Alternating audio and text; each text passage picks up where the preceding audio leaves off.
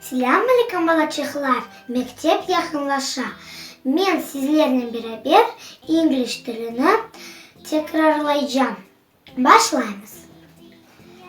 A cake. Tort. A ice cream. Dondurma.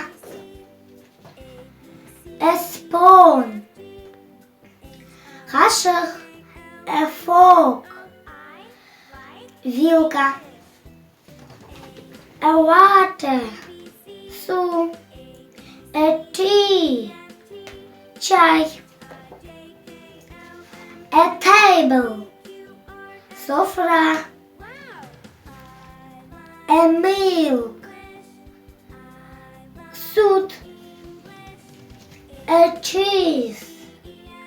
Peynir. A cherry. Вишня. Unutmanız. Yazınız benim kanalıma ve koyunuz bana like. Görüşkence.